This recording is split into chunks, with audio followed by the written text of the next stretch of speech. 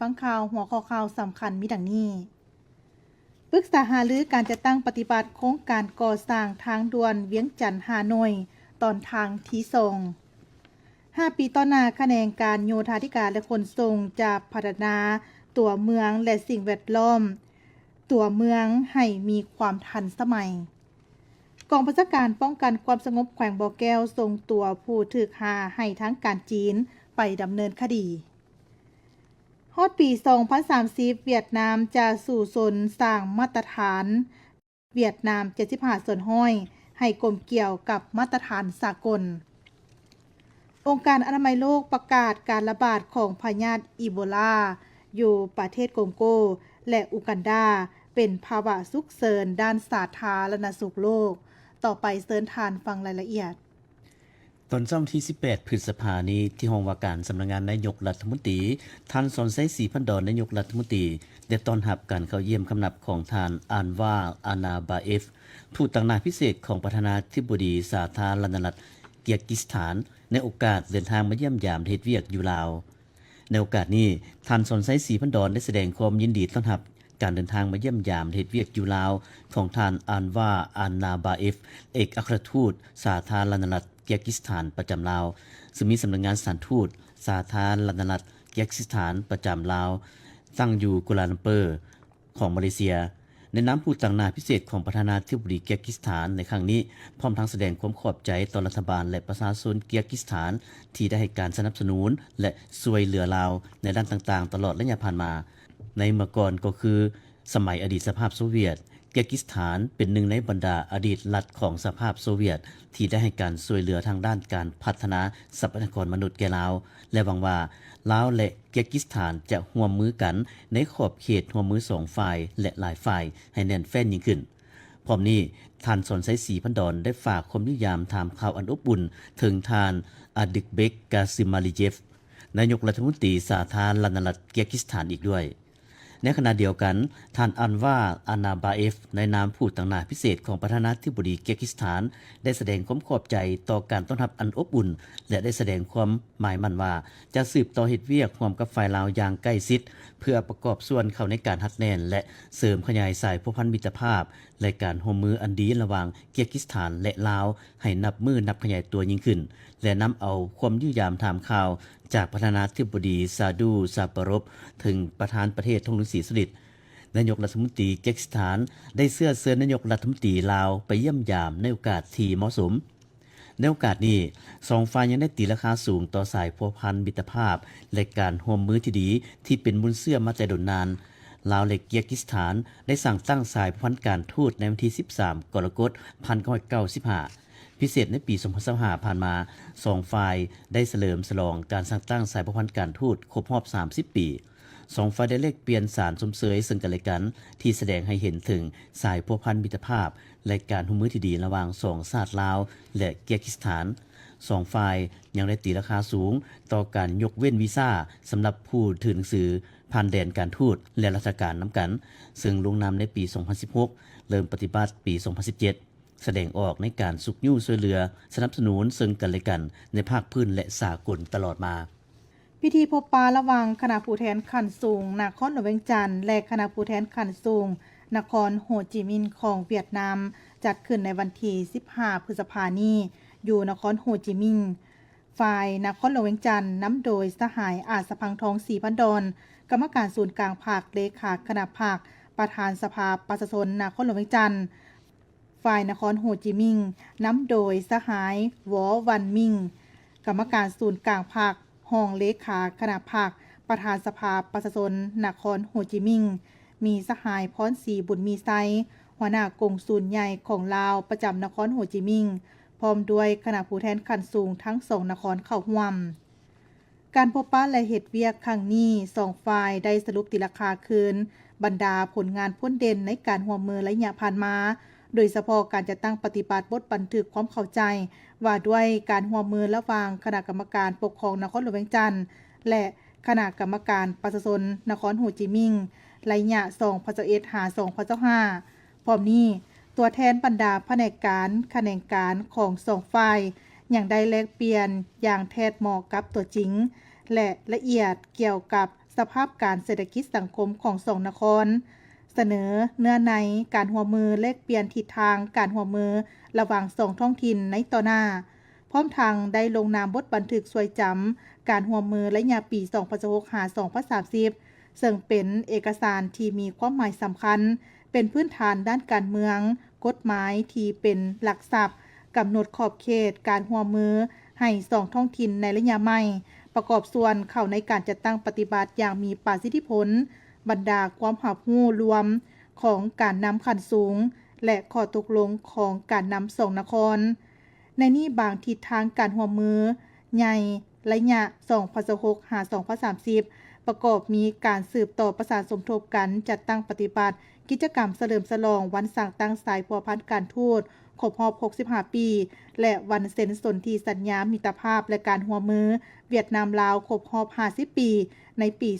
2007เพิ่มทวีการหัวมือแลกเปลี่ยนในหลายของเขตบนพื้นฐานบทบันทึกสวยจำการหัวมือระยะ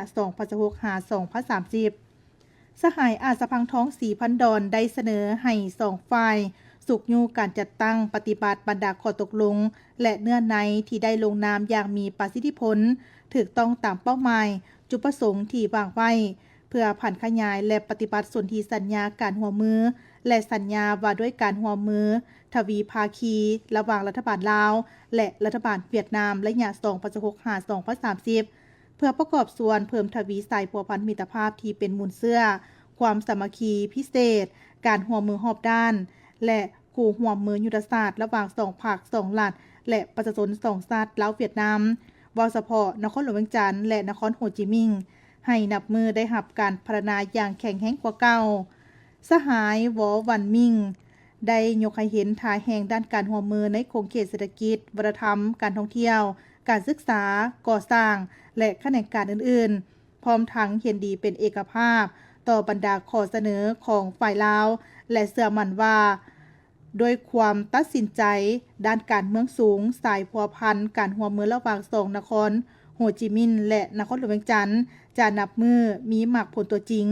ยืนยงและสืบต่อเป็นแบบอย่างที่มีชีวิตชีวาของการหัวมือคันท้องถิ่นระหว่าง2ประเทศจากนั้นสหายอาสะพังทอง 4,000 ดอนและสหายวอวันมิงได้เป็นสักขีพยานในพิธีลงนามบทบันทึกสวยจำการหัวมือระหว่างคณะกรรมการปกครองนครหลวงเวียงจันทน์และคณะกรรมการประชาชนนครโฮจิมินห์ระยะ2026-2030ลงนามโดยสหายโพคำไสยศรรองประธานสภาประชาชนนครหลวงเวียงจันทน์และสหายเหงวียนหลก5รองประธานผู้ประจำการคณะกรรมการประชาชนนครโฮจิมินห์กองประชุมปรึกษาหารือการจัดตั้งปฏิบัติโครงการก่อสร้างทางด่วนเวียงจันทน์ฮานอยตอนทางที่2นับแต่เมืองปากซันหาชายแดนลาวเวียดนามหรือด่านแท่งถุยเมืองไซจำพรแขวงสวรรณเขตจัดขึ้นในวันที่16พฤษภาคมนี้อยู่แขวงบริคำไซโดยการเป็นประธานของท่านเล็กไหลศรีวิไลรัฐมนตรีกระทรวงโยธาธิการและขนส่งมีท่านคำแหวนปัญญานุวงศ์ประธานคณะกรรมการปกครองแขวงพร้อมด้วยคณะสินำและคุ้มครองโครงการก่อสร้างทางด่วนเข้าร่วมโครงการก่อสร้างทางด่วนเวียงจันทน์ฮานอยตอนทางที่2นับแต่เมืองปากซันหาชายแดนลาวเวียดนามเมืองไซจำพรมีจุดเริ่มต้นที่กิโลเมตรที่0บ้านทงใหญ่เมืองปากซันหาชายแดนลาวเวียดนามด่านแทงถุยเมืองไซจำพรมีลงยาวหลายกว่า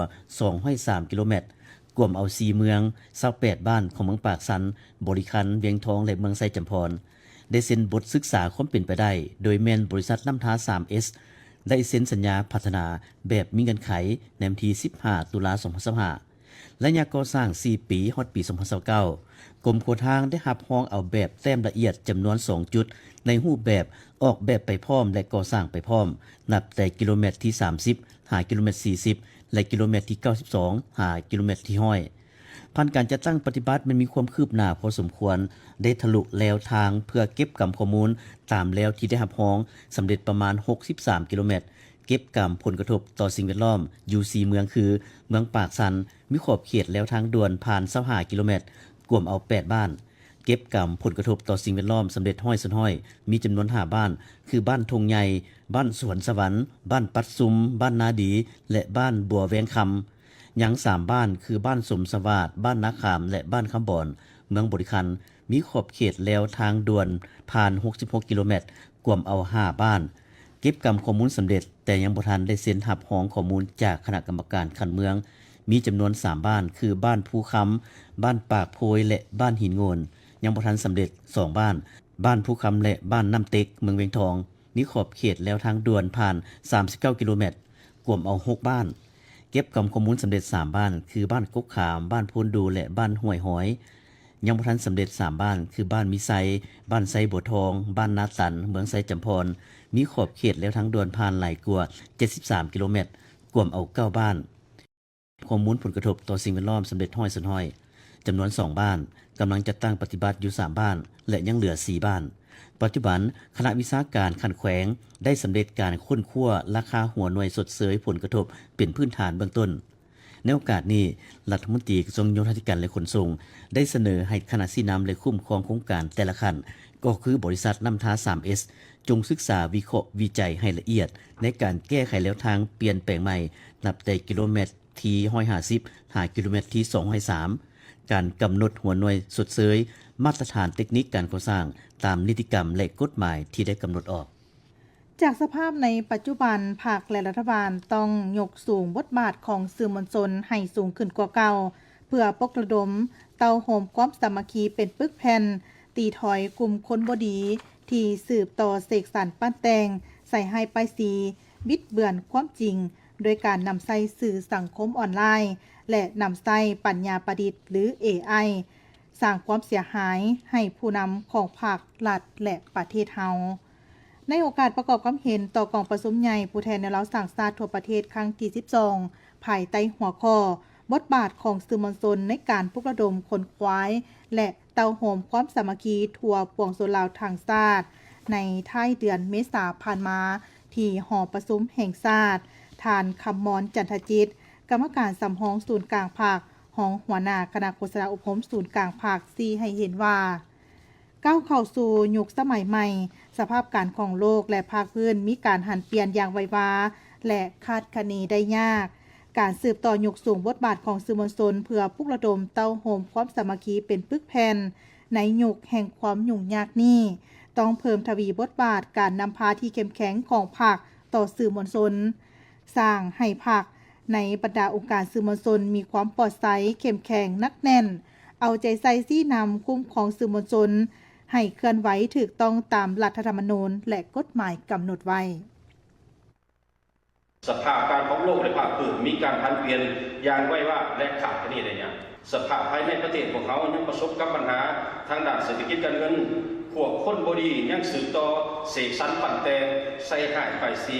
บิดเบือนความจริงโดยการนำใส่สื่อนำใส่ AI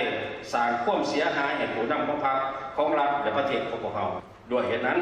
การสืบต่อยุคสูงบทบาทสื่อมวลชนเพื่อปลุกระดมต่อโฮมความสามัคคีเป็นผู้แทนในยุคแห่งความยุ่งยากนี้แม้มีความสำคัญยิ่งกว่าเวลาใดหมดอยากเห็นได้ขึ้นนั้นเห็นควรจะได้ป้องกันสงสัยสร้างความเข้มแข็งให้แก่องค์จักรการจัดตั้งของสื่อมวลชนอยู่ในบรรดาองค์การจัดตั้งพรรครัฐองค์การจัดตั้งมหาชนและสังคมให้นักแน่เข้มแข็งสามารถจัดตั้งปฏิบัติพระบทบาทของตนได้อย่าง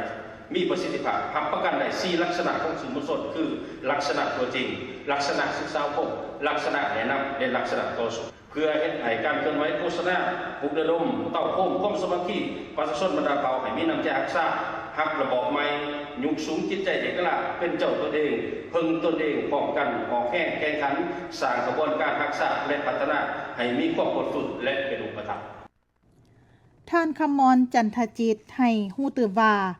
ในตอนหน้าจะเอาใจใส่บำรุงก่อสร้างทันแถวนักข่าวผู้เฮ็ดเวียกงานในขงเขตสื่อมวลชนให้รับประกันปริมาณและคุณภาพใหม่ตอบสนองกับเงื่อนไขและสภาพการเล็งท้วงใหม่ในพัฒนาสื่อมวลชนของภาคสร้างสภาพแวดล้อมเฮ็ดเวียกที่สะดวกมีพื้นฐานโครงสร้างวัตถุเทคนิคที่รับประกันสนองงบประมาณประกอบภานะอุปกรณ์สื่อมวลชนที่ทันสมัยให้ครบถ้วนและวางระบบระเบียบการนำใช้เครื่องมือที่มีอยู่ในปัจจุบันให้มีประสิทธิผลกว่าเก่า 5 ปีต่อหน้านับแต่2030 คะแนนการยุทธธิการและขนส่งจะพัฒนาตัวเมืองและสิ่งแวดล้อมตัวเมืองให้มีความทันสมัยยืนยงและทนทานต่อการเปลี่ยนแปลงของดินฟ้าอากาศแก้ไขจราจรแออัดให้สะดวกว่องไวและแก้ไขสภาพน้ำท่วมขังในตัวเมืองในโอกาสรายงานต่อกองประชุมเวียกงานโยธาธิการและขนส่งทั่วประเทศปี 2025-2026 และพันขยายแผนพัฒนาแขนงการโยธาธิการและขนส่งระยะ 5 ปี 2026-2030 จัดขึ้นเมื่อบุรุษมณีอยู่นครหลวงเวียงจันทน์ท่านลิตตาคัตถิยะท้องรัฐมนตรีกระทรวงโยธาธิการและขนส่งให้รู้ว่าในต่อหน้ากระทรวงโยธาธิการและขนส่งจะสู่สนสร้างนิติกรรมในการคุ้มครองเวียกงานเคหาผังเมืองและพัฒนาตัวเมืองให้ได้ 16 ฉบับไปให้คู่กับการบังคับใช้นิติกรรมสร้างแผนปรับปรุงและแผนแม่บทพัฒนาตัวเมืองตามแล้วเศรษฐกิจอนุภาคพืชแม่น้ำของและตัวเมืองที่สำคัญโดยเฉพาะแผนผังตัวเมืองนครหลวงเวียงจันทน์ตัวเมืองตามแนวทางรถไฟลาวจีนและตัวเมืองที่สำคัญให้ได้อย่างน้อย1นคร7ตัวเมืองและอื่นๆสร้างแผนปรับปรุงและแผนแม่บทพัฒนาตัวเมืองตามแนวเศรษฐกิจอนุภาคพื้นแม่น้ำของและตัวเมืองที่เป็นสำคัญโดยเฉพาะแม่นแผนผังตัวเมืองละเอียดนครหลวงเวียงจันทน์และตัวเมืองรวมตามแนวเศรษฐกิจรถไฟลาวจีนและตัวเมืองที่สำคัญให้ได้อย่างน้อย1นครและ7ตัวเมืองสำหรับการพัฒนาและปรับปรุงตัวเมืองและสิ่งแวดล้อมตัวเมืองสู่สนพัฒนาโครงสร้างพื้นฐานและสิ่งแวดล้อมตัวเมืองของบรรดาตัวเมืองตามแนวเศรษฐกิจอนุภาคพื้นแม่น้ำของตัวเมืองตามแนวทางรถไฟลาวจีนและตัวเมืองสำคัญให้ได้3ตัวเมืองและสร้างสนามกินขี้เหยื่อที่ได้มาตรฐานให้ได้4แห่ง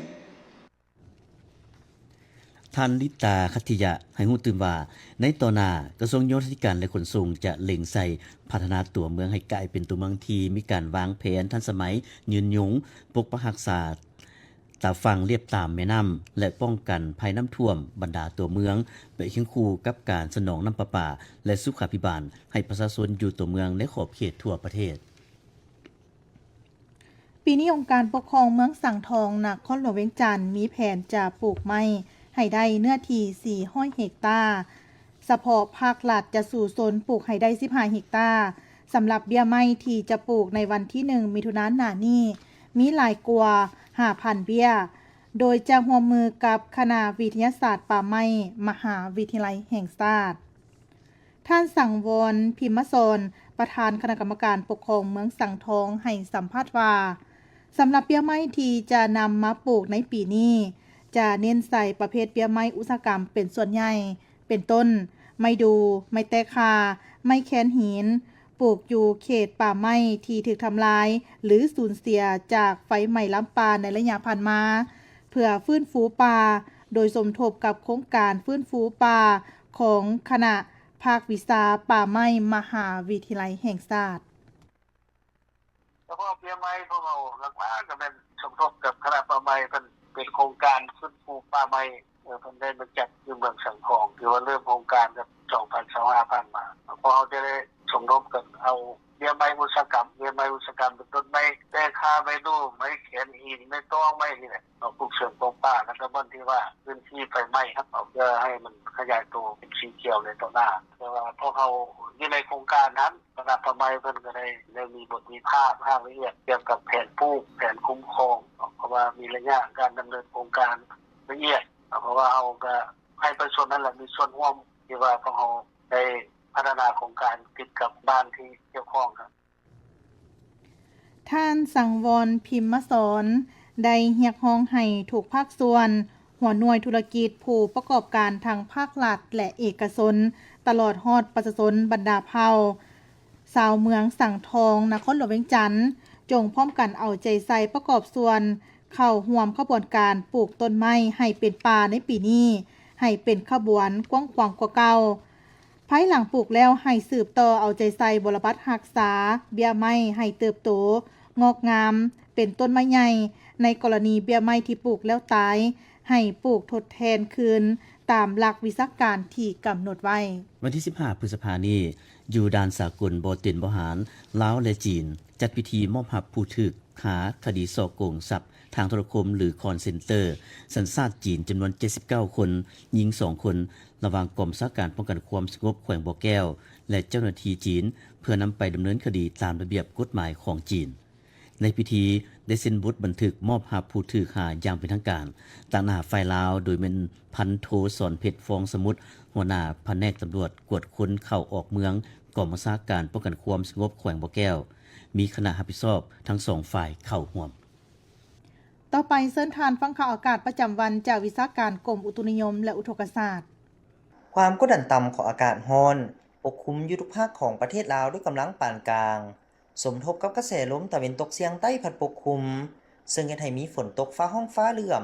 ในระดับคอยหาปานกลางอยู่ในแต่ละภาคและตกหนักอยู่บางท้องถิ่นเพราะมีลมพัดแรงเป็นบางโอกาสดังนั้นจึงแจ้งเตือนถึงประชาชนบรรดาเผ่าองค์การปกครองและองค์การจัดตั้งทุกภาคส่วนจงมีสติระมัดระวังต่อฝนตกฟ้าห้องฟ้าเหลื่อมฟ้าผ่ามาเข็บตกและลมพัดแรงอยู่บางท้องถิ่นขอให้ติดตามข่าวพยากรณ์อากาศจากกรมอุตุนิยมและอุทกศาสตร์อย่างต่อเนื่อง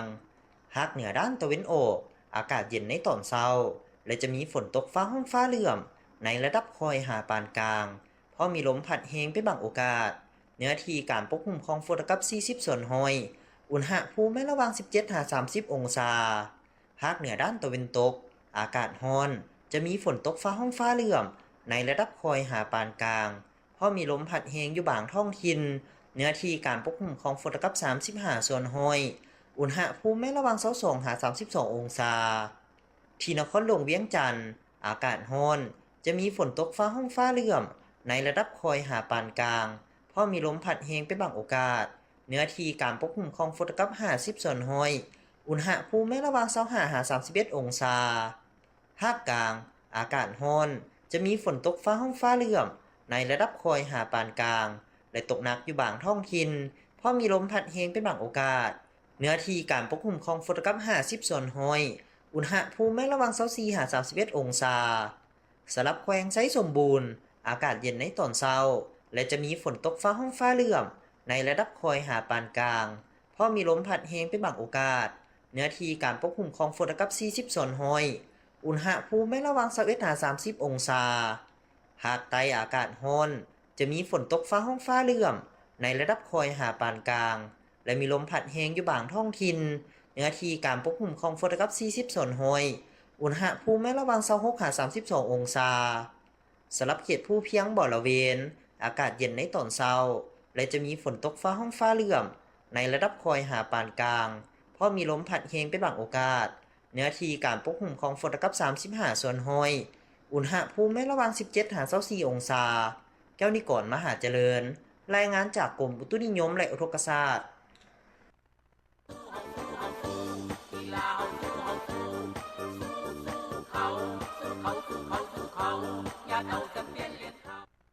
ต่อไปเชิญทานฟังข่าวกีฬาวงการกีฬาแล่นลันของลาวสร้างชื่อเสียงในเวทีสากลอีกครั้งหนึ่งเมื่อนักแล่นทีมชาติลาวนางโดดแก้วอินทกุมารสร้างผลงานได้อย่างโดดเด่นอีกครั้งหนึ่งด้วยการยัดได้อันดับหนึ่งในการแข่งขันแล่นมาราธอนรายการใหญ่ระดับภาคพื้นหรือเอิ้นว่า Super Sports 10 Mile Marathon ที่จัดขึ้นอย่างยิ่งใหญ่อยู่ในนครหลวงบางกอกประเทศไทยในวันที่17พฤษภาคมนี้การแข่งขันแล่นลานรายการนี้ถือเป็นหนึ่งในรายการแล่นที่ได้รับความสนใจและมีมาตรฐานสูงในปีนี้มีบรรดานักแล่นทั้งภายในประเทศไทยและต่างประเทศเข้าร่วมหลายกว่า 7,500 คนแข่งขันใน2ระยะทางหลักคือ16กิโลเมตรและ8กิโลเมตรในการแข่งขันแล่นทนประเภทหญิงระยะทาง16กิโลเมตรนางโลดแก้วอินทกุมารบ่เฮ็ดให้ชาวลาวทั่วประเทศผิดหวังสามารถเล็งความไวเอาชนะคู่แข่งขันและเข้าเส้นชัยเป็นอันดับ1ญาติแซมมาครองได้อย่างสมศักดิ์ศรีด้วยเวลา1ชั่วโมง4นาที45วินาทีชัยชนะครั้งนี้บ่เพียงแต่พิสูจน์ให้เห็นถึงความสามารถอันโดดเด่นและการพัฒนาอย่างบ่หยุดยั้งของโลดแก้วอินทกุมารเท่านั้นหากยังเป็นการสร้างความภาคภูมิใจสร้างชื่อเสียงและนำเอารอยยิ้มมาให้แก่คนลาวทั้งชาติพร้อมทั้งเป็นแรงบันดาลใจอันยิ่งใหญ่ให้นักกีฬาแล่นทนหุ่นสืบทอดของเราในเวทีสากลต่อไป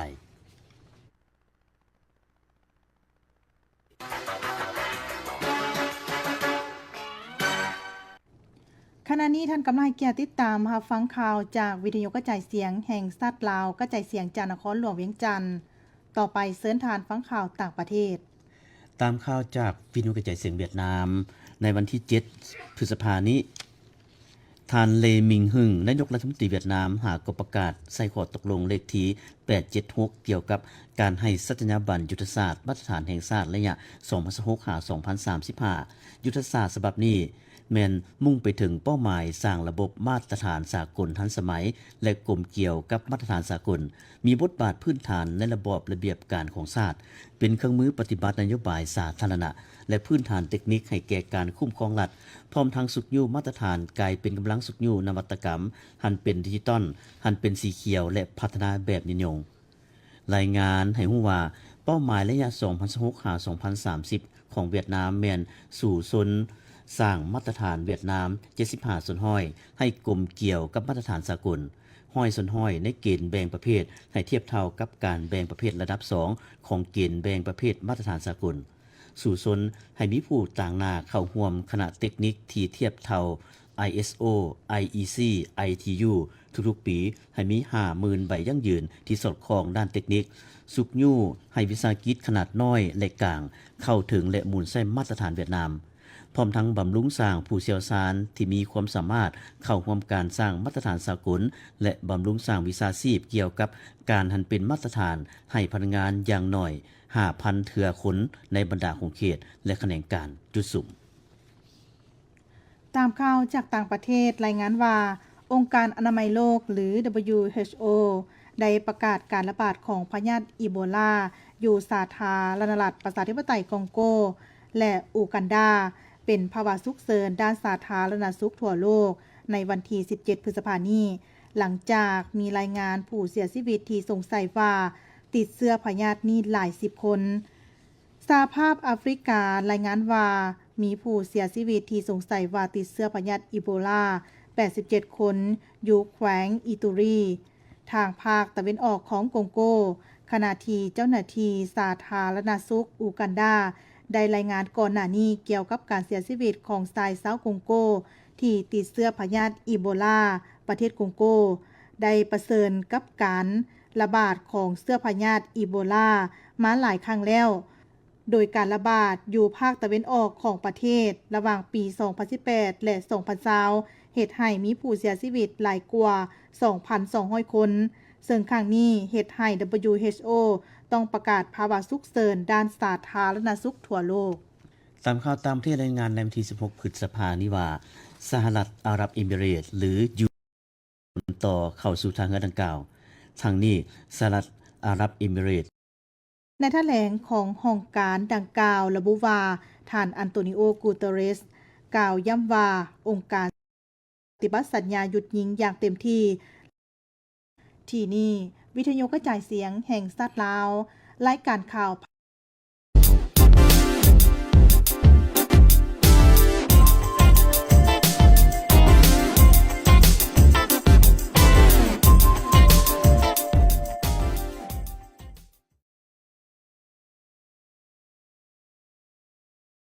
อยู่บ้านแม่เฮากินข้าวเหนียวจำปาแดงแต่ก็ยังแซ่บแต่ก็ยังนัวดีกว่าเป็นคอยสัตว์อื่น